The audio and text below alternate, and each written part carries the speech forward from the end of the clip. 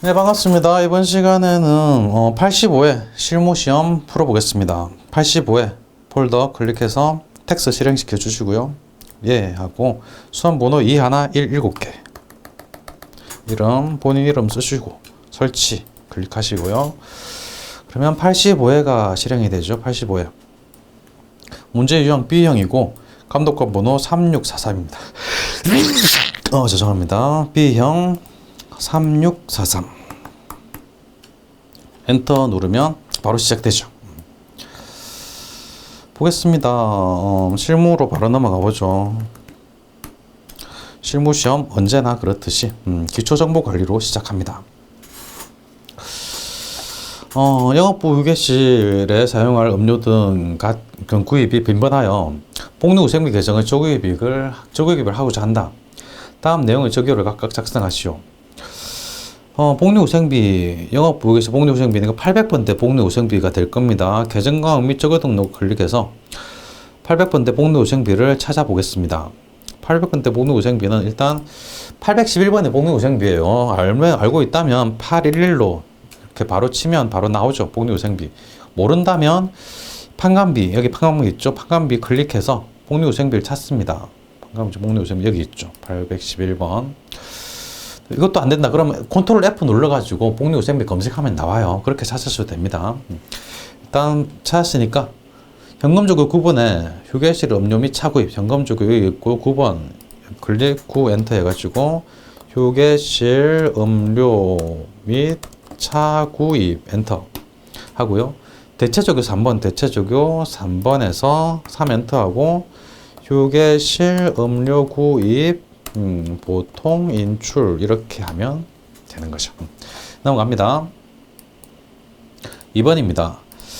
거래처별 초기월 채권자니까 채무자가 다음과 같다. 한번 찾아보겠습니다. 거래처별 초기월 여기 있죠. 클릭해가지고 오류가 있는지 한번 찾아보죠. 외상매출금 초보 상사 750만원 오케이. 중급 상사 320만원 중급 상사 320만원 수정해줘야 되겠네요. 320만원 그 다음에 고급 상사는 0원 이거 지우면 됩니다. 이렇게 삭제를 하면 돼요. 넘어가겠습니다. 외상매입금 여기 있죠. 하얀 상사 1000만원 하얀 상사 1000만원 바꿔주고요. 100점 상사 1500만원 100점 상사 1500만원 잘 되어있네요. 그냥 넘어가면 되겠습니다. 넘어가겠습니다. 그 다음에 3번 문제 정기분 재무제표에 다음과 같은 오류가 발견되었다. 이를 올바르게 수정하고 관련된 재무제표 모두 수정하시오. 문제는 간단하지만 이게 답 입력하는 게 그리 간단하지 않은 문제죠. 일단 영업부의 광고선전비 제조원가는 아닙니다. 그러면 정기부 손익계산서를 수정해 주면 되겠죠. 정기부 손익계산서 이렇게 나와 있죠. 여기서 누락됐다고 했습니다. 광고선전비. 그렇다면 광고선전비가 없겠죠. 누락됐으니까. 그러니까 입력해 줍니다. 광고선전비 금액이 300만원. 입력하면 당기순이익이 달라져요. 당기순이익이 이렇게 달라졌습니다. 수정된 당기순이익이 3,612만 3천원이 되죠. 이 금액은 손익계산서에만 멈추는 게 아니라 이경업처분계산서 여기 정기분 이경업처분계산서에 영향을 미치죠. 정기분 이경업계산서의 당기순이익 3912300 수정 전의 금액으로 되어 있습니다. 불러오기를 클릭하면 이 금액이 수정되고 따라서 미처분이익금도 수정이 되겠죠. 불러오기 하겠습니다. 예 하면 3612300 맞고 미처분이익금 5,553만원으로 수정됐고요. 이 금액 미처분이익금은 역시 또 재무상태표 금액으로 또 옮겨가겠죠. 정기분 재무상태표 클릭해서 2월 이익여금에 영향을 줍니다. 585300이 아니라 이 금액 55300으로 바꿔줘야 되겠죠. 5530 플러스 이렇게 하면 끝나는 겁니다. 마지막 확인할 게 있죠. 대차 차익이 없다는 거 확인하고 여기까지 하면 다 된 거죠.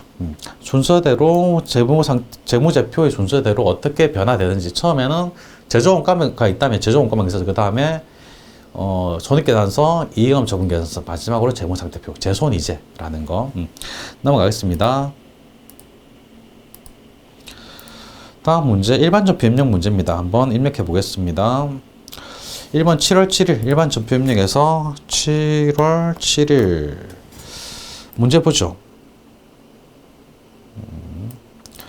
창고에서 화재가 발생하여 보관하고 있던 제품 3,250만원 소실되었다.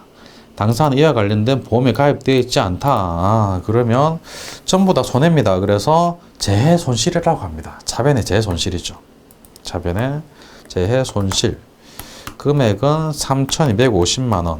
대변에는 제품이 없어졌어요. 제품이 없어졌을 때 대변에 제품 없어진 금액만큼 적어주는데 판매 이외의 그 일로 없어졌으니까 이거는 타계정 대체가 됩니다. 그래서 적용해서 8번 타계정 대체 이걸 적어주는 거죠. 타계정으로 대책 손익계산서 반영분 8번 입력하고요. 금액은 금액 그대로 3,250만원 같이 엔터 넘어갑니다. 그 다음 7월 9일입니다. 7월 9일 회사는 임직원의 퇴직금에 대해 확정 기회형 퇴직연금에 가입하고 있으며 7월분 퇴직연금 1,352만원을 당좌 보통예금 계좌에서 이체하여 납부했다. 일단 그럼 대변에 보통예금이 나갈 거고요. 단 제조 관련 부분 676만원, 비제조 관련 676만원 똑같은 금액이 절반입니다. 절반씩 반씩 나눠진다는 거죠. 확정 기회형 퇴직연금을 나입할 때는 퇴직급여를 씁니다. 확정급여형은 퇴직연금 자산 이런 거 쓰죠. 확정 기형이기 때문에 차변에 퇴직급여. 퇴직급여인데 절반은 판관비, 절반은 제조경비로 쓴다는 거죠. 그래서 차변에 퇴직급여. 퇴직급여인데 퇴직급여. 네. 판관비. 800번대 판관비. 806번 여기 있죠. 퇴직급여. 800번 판관비. 영업 비제조. 비제조니까 6760000. 6760000 써주고 또 차변에 퇴직급여인데 이제 제조경비 500번대입니다. 퇴직급여 508번. 똑같은 금액 6760000. 대변에는 보통예금 이체 103번 이렇게 입력해주면 되는 거죠. 넘어가겠습니다. 8월 1일입니다. 8월 1일 주 형태의 외상매출금 1,300만원 중 300만원은 현금으로 받고 잔액은 6개월 만기 어음으로 받았다. 그럼 차변에 받은 게 현금 300만원, 받으럼 1,000만원이죠. 대변에 외상매출금 1,300만원 나가고 거래처 입력해줘야 되고요. 그럼 차변에 현금 101 현금 300만원. 또 차변에 받으럼 110번이죠. 받으럼 110번이고 거래처는 형태 1,000만원. 대변에 외상매출금 108번. 또 역시 주형태는 2006번이네요. 2006번. 엔터로 넘어가면 안 되죠. 안 되고 거래처 번호를 반드시 입력해야 된다는 거. 금액은 1,300만원 넘어갑니다. 9월 20일로 가겠습니다. 9월 20일. 챔프의 수출한 거네요. 수출. 선적일자 9월 10일. 선적한 제품에 대한 외상매출금을 회수하여 원화로 환전하여 당사 보통예금 계좌에 입금하였다. 선적일자로 매출이 처리가 됐을 겁니다. 외상매출금은 3만 달러고 9월 10일 환율로 매출됐을 텐데 이때가 1,200원, 달러당 1,200원. 9월 20일 오늘 환율이 달러당 1,250원입니다. 이때 이제 9월 20일 날 환전해서 원화로 들어오는 거니까 외상매출금 회수 매출한 거는 9월 10일자, 선적일자 9월 10일자로 매출한 걸로 기록이 됐을 거예요. 그렇다면 9월 10일에 1,200원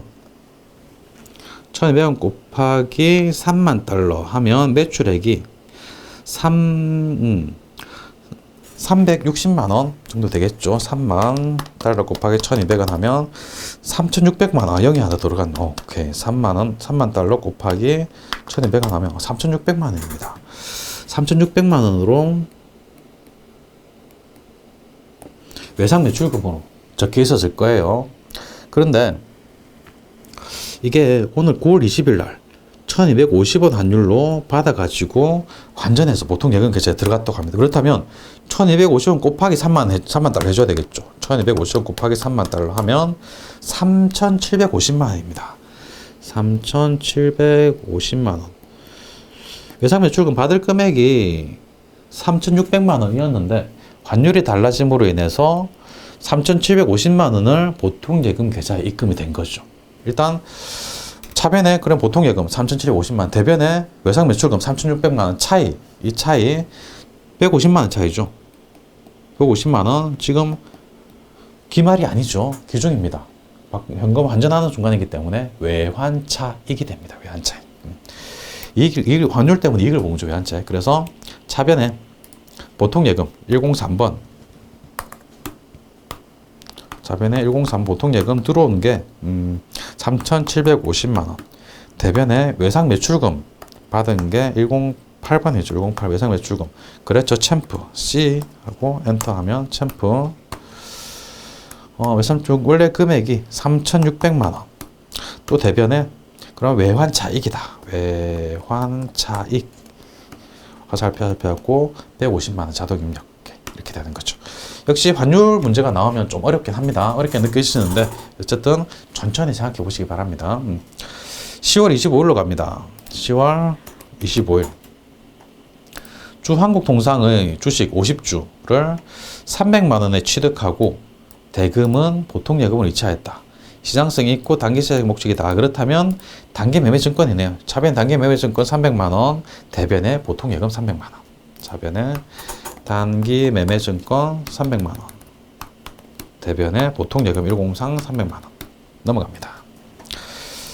11월 22일 보겠습니다. 11월 22일 사업확장에 필요한 자금을 조달하기 위하여 새로운 보통주 주식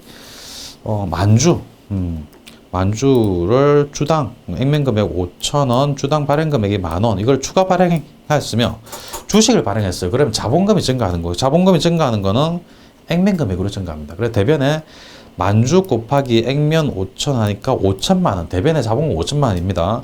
발행금액은 1,000만 원이니까 만주 곱하기 1,000만 원 1억이죠. 일단 보겠습니다. 발행하였으며 발행대금 보통예금 통장으로 입금되고 신주 발행과 관련된 비용 100만 원은 당좌 수표 발행에 지급. 그럼 당좌 예금이 대변으로 나가는 겁니다. 좀 복잡해 보이는데 뭐 주식 발행 초과금 이런 게 생길 거고요. 어렵지 않습니다.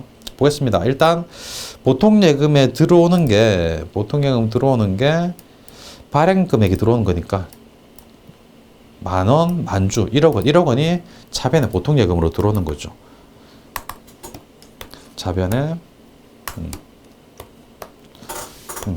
차변에 보통예금 103, 1억 원, 100 플러스 사고, 대변에는 자본금이 증가하는데 자본금은 액면금액으로 증가하죠. 자본금. 금액이 액면이 5,000원이고 만주니까 5천만 원 증가합니다. 자본금 5천만 원 증가. 그리고 대변에 당좌 수표 나가는 게 있어요. 신주 발행과 관련된 비용 100만 원은 당좌 수표 발행. 그럼 당좌 수표, 당좌 예금이 100만 원이 나가는 겁니다. 당좌 예금 102번 당좌 예금 100만 원. 이건 신주 발행 비용이죠. 그 다음에 마지막으로 비싸게 자본금 그 액면 가액보다 비싸게 발행했으니까 주식 발행 초과금이 오겠죠. 대변에 주식 발행 초과금 금액은 대변이죠. 대변에 주식 발행 초과금 4,900만 원 이렇게 되는 거죠. 역시 손으로 본게할 때보다 이렇게 프로그램 입력하면 조금 어렵게 느껴집니다. 역시 문제 풀 때는 손으로 시험지 한번 써보고 입력하시기 바랍니다. 그럼 훨씬 쉬워져요. 넘어갑니다. 매매출 전표 입력 문제 풀어보겠습니다. 7월 20일입니다. 매매출 전표에서 7월 20일 열어놓고 시작하겠습니다. 미래전자로부터 원재료를 전액 보통예금으로 매입하고 다음의 지출증빙용 현금 영수증을 수령하였다. 보통예금 매입으로 매입했으니까 대변에 보통예금이 써질 거고요. 현금 영수증으로 합계 금액이 3,300만 원입니다. 원재료 받고 원재료 사는데 그러면 입력하는데 매입에서 현금 영수증, 현금 과세로 입력하겠죠. 보면 여기 현금 과세 61번입니다. 유형이 61번. 공급가액이 현금 영수증이나 카드 이런 거는 합계금액 적으면 자동으로 공급가액과 부가세를 분리해 주죠. 3,300만 원 하면 저절로 분리되고 공급처는 미래전자 분기에는 현금 영수증이니까 1번 현금 되고, 뭐 원재료 맞죠? 그래서 차변의 원재료 부가세. 근데 현금 영수증인데 이렇게 넘어가면 안 돼요. 현금 영수증이긴 한데 보통 예금으로 매입했다고 해요. 그러니까 현금으로 하지 말고 혼합으로 합니다. 3번 혼합하고 대변에 보통 예금 103번을 입력해 주는 거죠. 이렇게 되면 되는 거죠. 7월 21일로 가겠습니다. 7월 21일. 주 코리아테크로부터 원재료 5천 단위당 5,000원 만 개, 그럼 합해서 뭐 5천만 원 되겠네요. 부가세 별도고 구입하고 전자제한계산서를 발급받았습니다. 일단 매입이고 전자계산 발급받았으니까 일반적인 매입이에요. 51번 매입으로 가면 될 것 같습니다. 근데 계약금 500만 원을 제외한 잔액은 당좌수표를 발행하여 지급하였다. 그럼 대변에 당좌예금이 들어가면 되는 거죠. 입력해 보겠습니다. 일반적인 매입 51번, 공급가액은 5천만 원, 코드는 코리아 테크, 전자제한계산서 발급했고요. 분계는 혼합입니다. 원재료 상금 맞고요. 그럼 차변에 있고 대변에 계약금 선수금이 있었다는 거죠. 선수금 계약금 죄송합니다. 선급금이 있었다는 거죠. 구입하는 거예요. 선급금을 적어줍니다. 금액은 500만 원이었고요. 또 대변이죠. 대변 4번 대변이고 당좌수표 발행했으니까 당좌예금 102번 금액은 5천만 원 이렇게 될 겁니다. 넘어갑니다.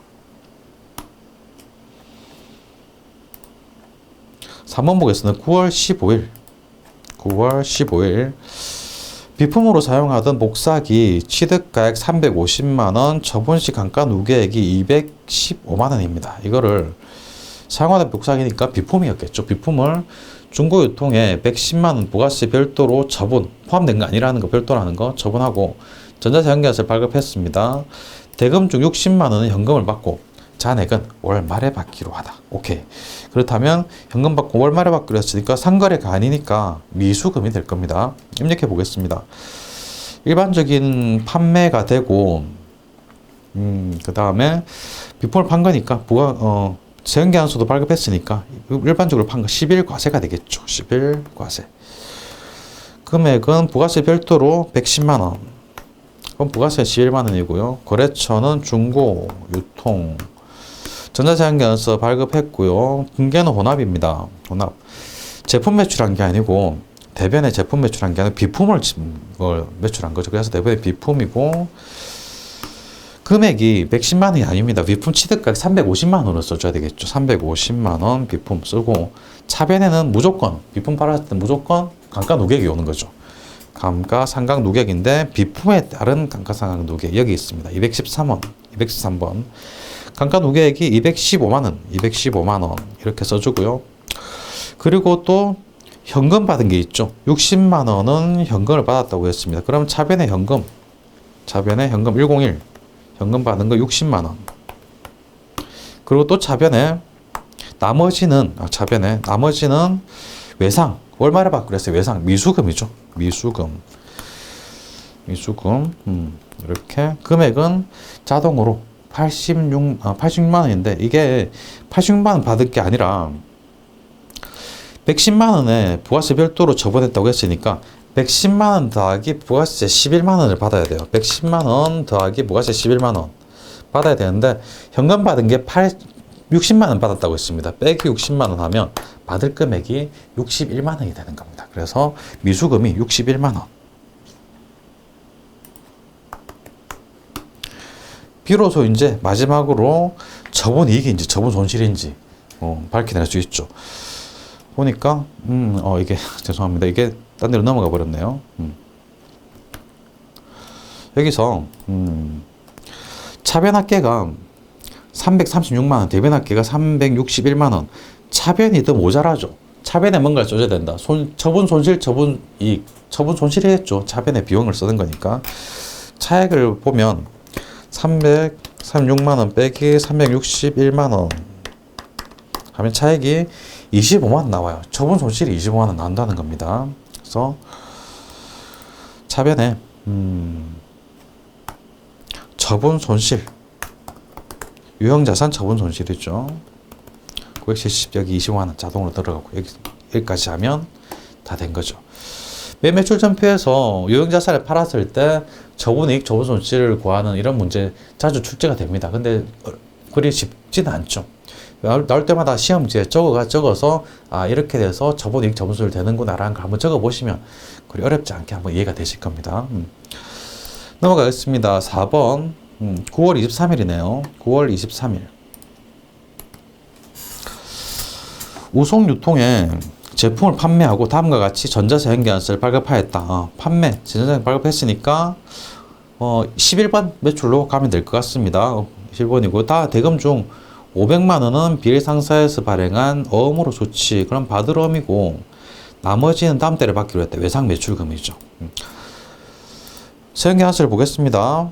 일단 우송유통 공급받는 자가 우송유통이고요. 전체 금액은 공급가액 1000만원, 세액 100만원 해가지고 합계금액이 1100만원입니다. 그 중에 500만원은 받으럼, 600만원은 외상 매출금이라는 거죠. 오케이. 입력해 보겠습니다. 9월 23일 유형 11, 매출 11이고요. 공급가액 1000만원, 부가세 100만원, 코드는 우송유통. 분계는 일단 혼합입니다. 어음도 받았고 외상도 했으니까요. 제품 매출 맞고 대변 차변에 받으럼 110번 받으럼 금액은 500만원. 또 차변에 외상 매출금 108번 500만 이렇게 되는 거죠. 넘어갑니다. 5번 보겠습니다. 10월 15일입니다. 10월 15일 제조 공장에서 사용하는 화물용 차량인 화물차 포터 접촉 사고로 주 다고쳐 정비소에서 수리하고 110만원, 부가세 포함 110만원, 그리고 법인카드, 카드로 결제하였다. 지출 비용은 차량 유지비 계정을 사용한다라고 했습니다. 그렇다면 카드 결제했고 매입 쪽이니까 매입에서 전체 입력 가끔 옆에 전자입력이라든지 매출 이런 것들이 실수로 클릭할 때가 있습니다. 그러면 이게 보이는 게 조금 달라져요. 무조건 여기 전체 입력으로 입력하셔야 됩니다. 전체 입력에서 매입이죠. 매입 쪽에서 카드로 결제했으니까 카드 과세 과가 57번입니다. 카드 과세 57번. 화물차니까 매입세 공제가 가능하죠. 공급가액은 부가세 포함해서 110만원이니까 그냥 공급가액은 100만원. 부가세 10만원이고요. 카드니까 110만원 입력해야 되겠네요. 이렇게 하면, 원래는 이렇게 하면 자동으로 분리가 되는데, 한번 입력하면 그 다음부터는 이제 따로따로 입력해야 돼요. 100만원하고 10만원. 이렇게 따로 입력해야 돼요. 한번 잘못 입력해서 수정 입력할 때는 자동으로 분리가 되지 않습니다. 거래처 코드는 다고쳐 정비소고요. 신용카드사는 현대카드. 오케이. 그다음 분계는 카드죠. 카드 4번 카드. 그래서 대변의 미지급금 맞죠. 현대카드 맞고 원재료가 아니고 차량 유지비 822번 판관비가 아니고 화물용 차량이기 때문에 화물용 차량이기 때문에 500번대 제조원가로 들어가는 거죠. 500번대 제조원가 522번 오케이. 이렇게 입력하면 되겠습니다. 6번 보겠습니다. 11월 20일 주안성의 내국신용장에 의해 제품 1100만원을 외상으로 납품하고 영세율 전자사용계환서를 발급하였다. 그러면 일단 매출 쪽에서 영세율인 거죠. 수출이 아니죠. 그냥 영세율입니다. 12번 영세. 12. 공급가액은 1100만원. 코드는 안성. 전자사용계환서 발급했고 1번입니다. 영세율 구분에서 말풍선 클릭해보면 내국신용장 구매해서 3번이죠. 3번을 더블 클릭하시고요. 서류번호 없고요. 분계는 외상으로 납품했으니까 2번 외상 하면 되죠. 차변 외상 매출금, 대변의 제품 매출 이렇게 입력하시면 됩니다. 종류에 따라서 실무를 많이 해보신 분들은 위에 전자입력, 매출과세 이런 걸 클릭해서 많이 해보신 분들이 계세요. 근데 이렇게 입력해서 해당 난에 잘 찾아서 입력하시면 괜찮습니다. 괜찮은데 공부하시는 입장에서는 그냥 전체 입력해서 다 입력한다라고 생각하시는 게 편하십니다. 넘어가겠습니다. 문제 4번으로 가겠습니다. 오류가 발견되었는데 오류 정정하라는 거죠. 7월 31일 읽어보겠습니다. 매출처 주 반도전자의 부도로 외상 매출금 잔액 220만 원의 회수 불가능하게 하여 대손 처리하는데 확인 결과 부도 시점에 외상 매출금에 대한 대손 충당금 잔액이 95만 원이었던 걸로 확인되었다. 그러면 대손 충당금 95만 원, 나머지 잔액은 대손 상각비로 처리하는 건데 일단 부가세가 안 보이니까 일반 전표 협력에 한번 찾아보겠습니다. 일반 전표 협력에서 7월 31일 맞네요. 차별 대손 충당금 대부분의 외상 매출금 반도전자 처리했네요. 근데 대손 충당금이 220만 원으로 처리해야 되는 게 아니라 대손 충당금 잔액 95만 원만 처리해야 되는 거죠. 그래서 대손 충당금 차변 95만 원 떼고 나머지 금액은 또 차변의 대손 상각비가 되는 거죠. 대손 상각비 836번 화살표 해가지고 대변이 차변이 아니고 차변이에요. 대변이 아니고 그래서 나머지 잔액 125만 원 이렇게 입력하면 되겠죠. 8월 22일로 갑니다. 영업부에서 사용할 차량 취득세 50만 원을 현금으로 납부하고 세금과 원가를 처리했다. 취득세는 차량에 대한 취득 부대 비용이니까 차량 운반고로 처리해야 되는 거죠. 8월 20일 부가세 없죠. 일반 전표로 갑니다. 일반 전표 8월 22일. 역시 세금과 원가가 아니고 차량 운반고로 바꿔주면 되는 거죠. 차량 운반고 이렇게 하면 끝납니다. 넘어갑니다.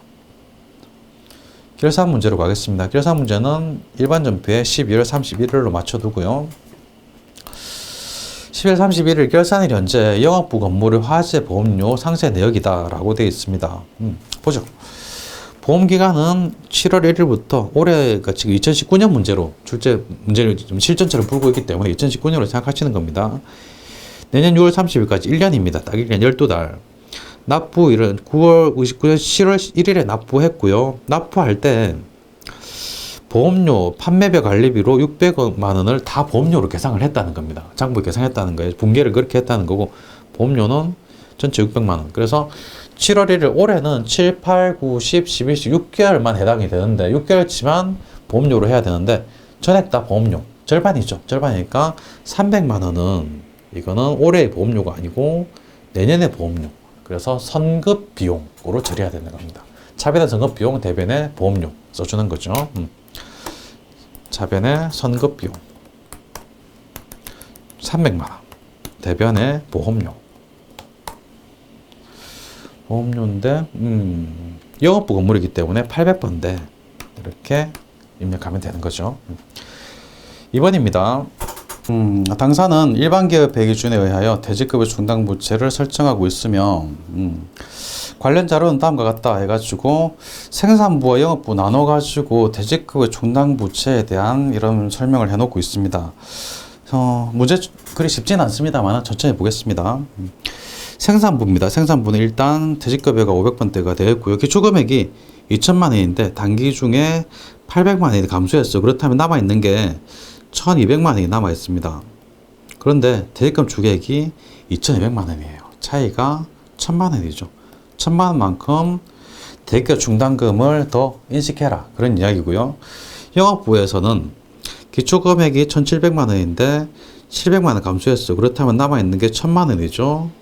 1000만 원인데 대지급 주객이 필요한 게 1900만 원이에요. 그렇다면 900만 원을 역시 추가로 인식해라. 그런 이야기입니다. 그렇다면 차변의 대지급여, 대변의 대지급여 충당 부채가 되는데 대지급여는 생산부가 500번대, 영업부가 800번대 해가지고 적어주고 대변에는 대지급 충당 부채 합해서 1900만 원을 적어주라는 이야기죠. 입력하겠습니다.